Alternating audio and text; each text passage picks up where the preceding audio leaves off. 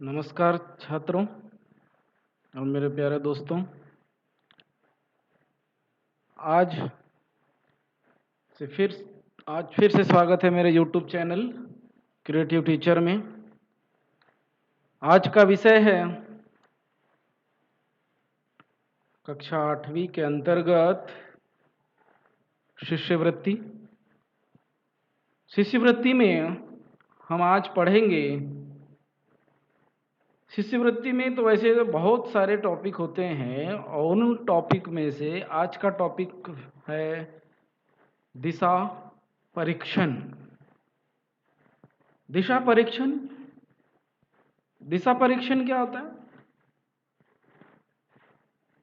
5वीं कक्षा की शिष्यवृत्ति परीक्षा हो या फिर 8वीं कक्षा की शिष्यवृत्ति परीक्षा हो, इन परीक्षाओं में दिशा से संबंधित कुछ प्रश्न पूछे जाते हैं और उन प्रश्नों के सटीक उत्तर हम किस तरह से निकाल सकते हैं, उसे समझने के लिए हमें सबसे पहले क्या करना पड़ेगा? हमें दिशाओं की जानकारी को समझना पड़ेगा, है कि नहीं?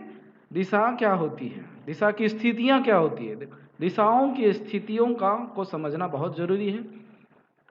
उसके लिए हम चलते हैं, दिशा से संबंधित कुछ चित्रों पर नजर डालते हैं। देखिए इधर आइए, इधर यहाँ पर आकृति क्रमांक 1 है। यहाँ आपको दिखाई देगा एक चित्र मैंने डाला हुआ है। उस चित्र में देखिए उधर ऊपर उत्तर है, उत्तर के उसके अपोजिट दक्षिण है, दाहिनी ओर पूर्व दिशा है और पूर्व के अपोजिट विपरीत दिशा में पश्चिम दिशा है। यहाँ आपको समझना बहुत जरूरी है कि किसी भी दिशा को समझने के लिए हम किसका आधार मानते हैं? हम सूर्य को आधार मानते हैं, है ना? दिशा का ज्ञान होना बहुत जरूरी है। दिशा परीक्षण के लिए हमें क्या होना चाहिए? प्रश्नों को हल करने के लिए दिशा का ज्ञान होना बहुत जरूरी है। सॉरी, यहाँ जरूरी गलती हो गया। सूर्य को मानक मानकर हम दिशा परीक्षण से संबंधित उदाहरणों को हल करते हैं। मतलब क्या कि सूर्य जो होता है उस सूर्य को मानक मानकर हम दिशा से संबंधित प्रश्नों को हल करते हैं और दिशा का अनुमान लगाते हैं।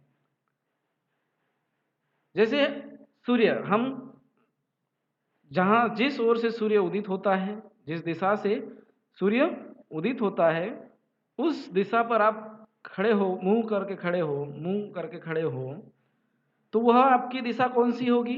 आपके सामने वाली दिशा कौन सी होगी? पूर्व होगी। आपके सामने वाली दिशा पूर्व होगी। अगर आप यहाँ बीचों बीच खड़े हैं, इधर मुंह करके खड़े हैं, तो आपके ये सूर्य इस तरफ पूर्व से उदित होता है, तो इसीलिए वह दिशा कौन सी होगी? पूर्व होगी।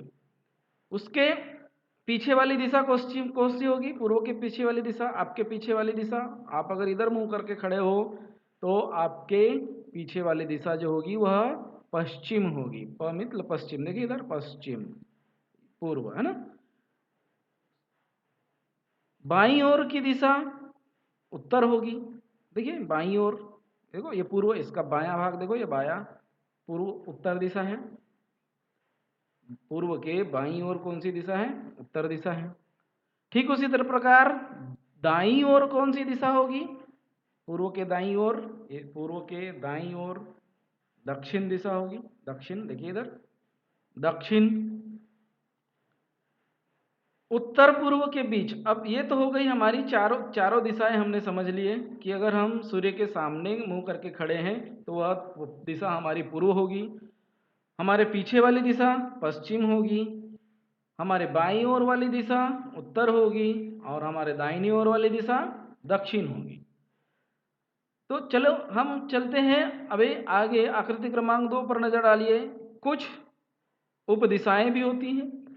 उपदिशाओं को भी समझना बहुत जरूरी है, क्योंकि कुछ प्रश्न ऐसे होते हैं कि कुछ ईशान्य से, फिर आग्नेय से, फिर नैऋत्य से या फिर वायव्य से, ऐसे शब्दों का इस्तेमाल करके भी दिशा परीक्षण से संबंधित प्रश्नों को पूछा जाता है। तो इसीलिए हमको इनकी उपदिशाओं को भी समझना बहुत जरूरी है। तो उपदिशाएं ध्यान रखना है हमें। उत्तर और पूर्व के बीच, उत्तर और पूर्व के बीच ईशान्य दिशा होती है। देखो ईशान्य, देखिए इधर ईशान्य। दक्षिण और पूर्व के बीच, दक्षिण और पूर्व के बीच आग्नेय दिशा होती है। इसके पश्चात दक्षिण और पश्चिम के बीच, दक्षिण और पश्चिम के बीच नैतृण्य दिशा होती है। देखो नैतृण्य ये वाली उपदिशा होती है।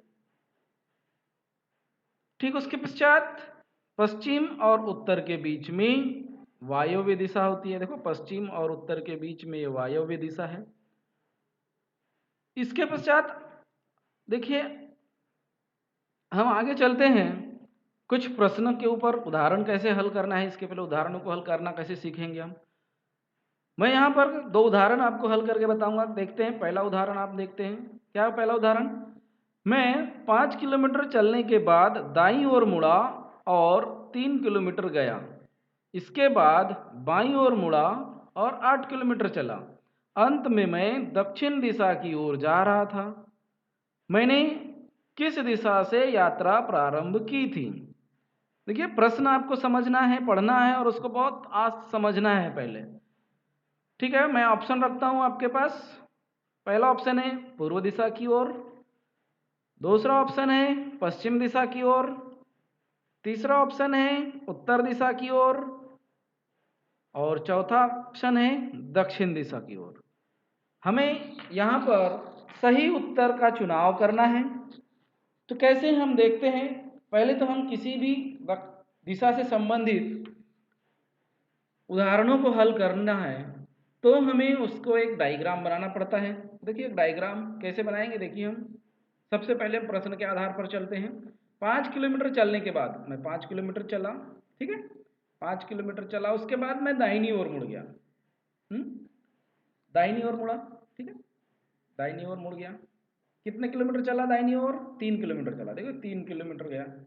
उसके पश्चात फिर बाईं ओर, जब इधर जा रहा हूं तो मेरा बाया कौन सा होगा, इस तरफ होगा। तो बाईं ओर मुड़ के मैं कितने किलोमीटर चला, 8 किलोमीटर चला। सिंपल सी बात है। तो अंत में वो बता रहा है, प्रश्न क्या कह रहा है कि मैं अंत में दक्षिण दिशा की ओर जा रहा था। अब प्रश्न ही सवाल खड़ा यहाँ होता है कि मैं 5 किलोमीटर चलने के बाद दाईं ओर मुड़ा, तो चलना कहाँ से स्टार्ट करूं, यहाँ प्रश्न आपके सामने आता है। इसीलिए आपको वो प्रश्न जब उपस्थित होता है तो आप सबसे पहले प्रश्न को पूरा पढ़ेंगे, तब आपको समझ में आएगा कि हम कैसे चलेंगे। देखिए यहाँ ये प्रश्न क्या कहता है कि अंत में मैं दक्षिण दिशा की ओर जा रहा था। जब आप अंत में दक्षिण दिशा की ओर जा रहे थे तो आपको स्टार्टिंग भी उसी तरह से आपको करना पड़ेगा। ठीक है, डायग्राम बनाते समय आपको इस वाक्य को ध्यान में रखना पड़ेगा, तब आपको आसानी से डायग्राम बनेगा और फिर आपको आपका सही उत्तर मिलेगा। मैं किस दिशा से यात्रा प्रारंभ की था। देखो प्रारंभ, यात्रा प्रारंभ की दिशा पूछ रहा है। पहले तो वो 5 किलोमीटर चला, फिर दाहिनी ओर मुड़ा 3 किलोमीटर, फिर बाईं ओर मुड़ा 8 किलोमीटर। प्रश्न यह है कि मैंने किस दिशा से यात्रा प्रारंभ की। अभी अंत में मैं दक्षिण दिशा की ओर ही जा रहा हूँ, नीचे दक्षिण दिशा है, ठीक है। तो अब यात्रा कहाँ से प्रारंभ की थी, सिंपल से उत्तर आपका क्या आएगा, ये आपका उत्तर आ गया यहाँ पर। तो सही उत्तर हो जाएगा आपका उत्तर दिशा की ओर। ठीक है, चलिए चलते हैं दूसरे प्रश्न की ओर, उदाहरण की ओर। दूसरा उदाहरण क्या है, दूसरा उदाहरण है आपका एकदम सिंपल है, आप समझिए। मयंक 25 मीटर दक्षिण की ओर चलता है, फिर दाहिनी ओर घूमकर 20 मीटर चलता है, फिर बाईं ओर घूमकर 30 मीटर चलता है, पुनः अपनी बाईं ओर घूमकर 20 मीटर चलता है। वह अपने प्रारंभिक बिंदु से कितनी दूरी पर है। ठीक है, ऑप्शन है 55 मीटर, दूसरा ऑप्शन है 50 मीटर, तीसरा ऑप्शन है 45 मीटर और चौथा ऑप्शन है आपके पास 40 मीटर। अब यहाँ से हमको सही उत्तर का चुनाव करना है। अब अंदाजे से तो हम चुनाव नहीं कर सकते, इसीलिए हम दिशाओं को ध्यान में रखकर एक डायग्राम बनाएंगे। एक डायग्राम कैसे बनाएंगे, सबसे पहले हम एक आरंभिक बिंदु लेंगे। ठीक है, आरंभिक बिंदु लिया है, देखो ये आरंभिक बिंदु है। प्रश्न के आधार पर चलते हैं। मयंक 25 मीटर दक्षिण की ओर चलता है। देखो आरंभ बिंदु से दक्षिण की ओर मतलब नीचे की ओर आएगा, यहाँ से वो नीचे की ओर आया 25 मीटर आया। आगे देखो, फिर दाहिनी ओर घूमकर 20 मीटर चलता है। यहाँ से इधर आया तो इसका दाहिना भाग इधर होगा, तो दाहिनी ओर 20 मीटर इधर चल रहा है। फिर क्या किया उसने, फिर बाईं ओर घूमकर 30 मीटर चला। यहाँ से देखिए बाईं ओर इधर अगर जा रहा है तो इसका बायां इधर होगा, इसीलिए यह 30 मीटर बाईं ओर चला। पुनः अपनी बाईं ओर इधर से वो घूमा, फिर वो वापस बाईं ओर घूमा। बाईं ओर कितनी मीटर चला, 20 मीटर चलता है। प्रश्न क्या है फिर, वह अपने आरंभिक बिंदु से कितनी दूरी पर है, अपने आरंभिक बिंदु से कितनी दूरी पर है। अगर आपने डायग्राम सही तरीके से बनाया तो अंतिम बिंदु क्या है, अंतिम बिंदु ई है। देखो, आरंभ बिंदु ए और अंतिम बिंदु ई। तो दूरी क्या पूछ रहे हैं, प्रारंभिक बिंदु से, वह प्रारंभिक बिंदु से कितनी दूरी पर है। प्रारंभिक बिंदु यहाँ और यहाँ से यहाँ तक की उसकी दूरी कितनी होगी। जो बच्चा डायग्राम को अच्छे से बना लेगा और समझ लेगा, उसको हल करने की जरूरत नहीं पड़ेगी, वो यहीं के यहीं उत्तर निकाल लेगा। जैसे कि मैं आपको उत्तर बता रहा हूँ, यहाँ देखिए, यहाँ से यहाँ की दूरी 25 मीटर, तो यहाँ से यहाँ की दूरी कितनी होगी, देखिए बिल्कुल इसके सामने कितनी दी है यहाँ पर, 30 और 25 55 मीटर। कैसे, आइए जानते हैं उसको कैसे होगी। देखिए, आपको याद होगा पिछले साल हमने परिमिति के कुछ उदाहरण हमने सीखा था। परिमिति में हमने क्या सीखा था, उसके अंतर्गत आयत, वर्ग और त्रिभुज की परिमिति भी सीखी थी हमने।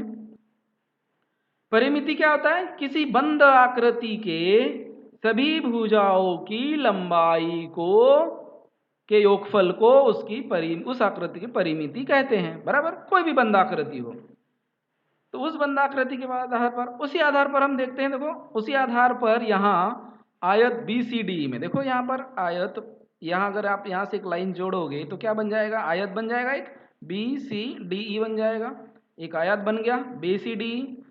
इस आयत BCD में CB बराबर D है, CB बराबर DE है। देखो 20 ठीक उसी तरह प्रकार क्या हो जाएगा, CD बराबर BE हो जाएगा। देखो CD बराबर BE हो जाएगा, क्यों, क्योंकि आयत की आमने सामने वाली भुजाएं एक समान होती है, इसीलिए दोनों की लंबाई क्या हो जाएगी, CD बराबर BE बराबर 30, बराबर।